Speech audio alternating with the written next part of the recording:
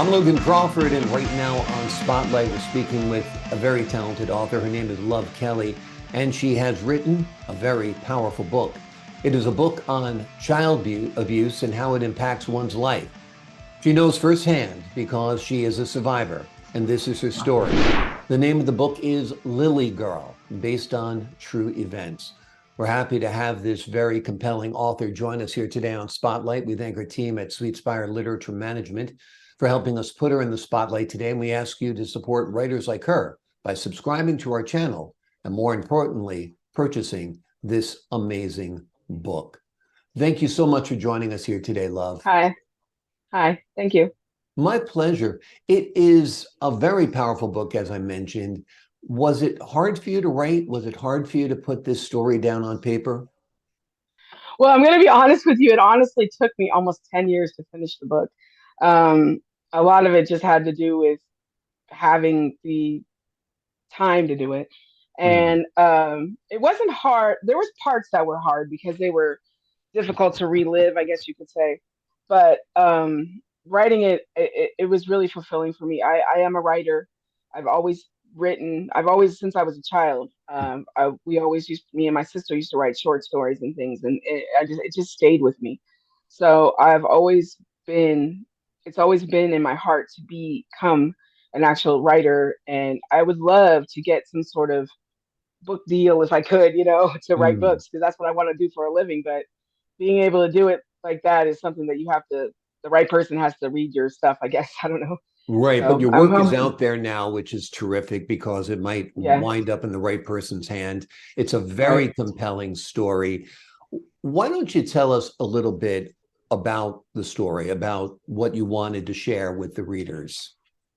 So when I was adopted, and I grew up in the San Francisco Bay Area, uh, there was a boy that I went to school with who lived about a few blocks away from my house. And I guess his father didn't work until the afternoon, but my mother worked early, so his father would be the one that would drive us to school. And I was only in preschool. I was 4 years old. Yeah. And what happened was he would always put his son in the back, and I would always sit up front with him. And more than one time, he would have me sit close to him, and he would started to put his hands up under my dress and in my underwear and things and fondle me. So I did, I'm 4 years old. I have no idea what's going on. And of course, I didn't tell my mother because, back those days, 1976 wasn't a time when parents were like, hey, someone touches you. It just Right. wasn't like that back then. That's 50 years ago. So, but what happened was when I became about 6 or 7 years old, I started to become overweight. Mhm. And then I turned into the fat kid. So I Mhm. had barely any friends because I was the fat kid. And then as I grew older, I started to, have a thing with boys. I liked the boys, but boys didn't like me because I was a fat girl. But I ended up meeting somebody when I was 16 who became my first husband. Mhm. But he didn't have a lot. He was practically homeless, and but he paid attention to me. So that's what happens to children, to females who get molested, is they grow up believing that it's their duty to take care of a man. And that's what happened was I ended up taking care of him. He barely worked. And then about a year after we got together, when I was 17, he started to physically abuse me. Mhm. And again, I wasn't even 18 years old yet. I wasn't even an adult. So uh, this was another thing that was difficult. Yeah. Yeah. It's But But it ended up being hit with him for 12 years. I had two children with him. My children watched him beat me up a lot. He was very violent with me. But as I told you before, now me and him are actually very close. I forgave him because his mother was the person that caused him to be abusive to me. His mother was very abusive to him. Mhm. And men who hate their mothers hate women. Yeah. And often men who abuse their wives have problems with their mothers. So that's why I forgave him because his mother was a difficult person. Yeah. So I ended up leaving California in the year 2000 and I moved to Ohio because the internet was now a thing and I learned how to chat with people on chat Mhm. rooms. And I met a man and I ended up moving to Ohio to live with him and my children. Mhm. But he was very for abuse, whooping the children. He wanted to whoop my children, and I was still so lost, didn't know what I was doing. Mm. Had finally gotten away from an abusive person, so I thought this guy was going to be good for me and my kids. He basically gaslit me to convince me that whooping my kids would be the best thing for them. My son ended up going back to live with his father in California, and my daughter ended up staying with me. But I allowed him to whoop her with a belt, and it went on for about 4 years, almost 5 years. So by the time it ended, she was about 10. She Mm. was 5 when it started. So again, I'm still in the mindset that I got to take care of this man, not my kids. My kids didn't matter. The man mattered, and it's because of being molested as a child. Yeah. Everything that happened to me as an adult, as a teenager, all stemmed from the molestation. Because when females get molested, they become promiscuous, which I was that too. They feel that the man is all that matters, and whatever he needs, he gets. I did everything for him and nothing for my kids, no matter who I was with, their father or anybody after him. So, what also happened with the second man was was became sexually abusive to me. He sexually abused me. And I didn't find out until right before we were going to split, when I was finally done with him and finally finished with the abuse of me and my daughter, that I found out that he got molested. Mm. Men who get molested end up having a very, boys who get molested end up having a very sick sense of sexuality. Mm. And it's all, what they want. It's all what they see. Pornography. He was very big with the pornography. He loved it. He watched it all the time. And he wanted what he saw in the pornography. So he was Mm. doing those kinds of things to me. And so now I've gone from a man who was physically abusing me, punching me, hitting me, to a man who's sexually abusing me. And sex is so, so precious, so important in relationships, that when it's become abusive, it becomes something that you don't even want to do. Yeah. So in 2005, I ended up divorcing him because of me and my daughter. And I just ended up with someone almost a year later, Mm. uh, because I just didn't want to be with anybody after what he had done. And the guy I ended up with was on drugs. Mm.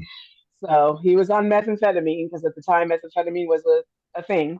So he was on methamphetamine, and I had to deal with that. Yeah. So when I finally got rid of him, I ended up Mm. getting with someone else who became my third husband, and he's great. He's a wonderful person, and he was actually molested too as a child. So, but he didn't affect him in the ways that it affected my second husband. Yeah. But my daughter, a great deal because of the things that I was allowing to happen in my life. Yeah. I didn't make her important. I was never there for her. She needed me. All children need their mothers, especially women, females, Mm. especially little girls.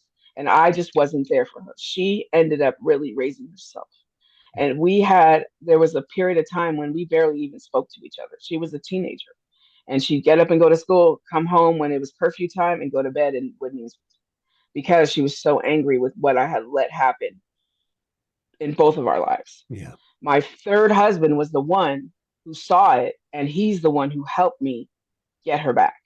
So he's the one that really, really helped me just fix my life. I Yeah.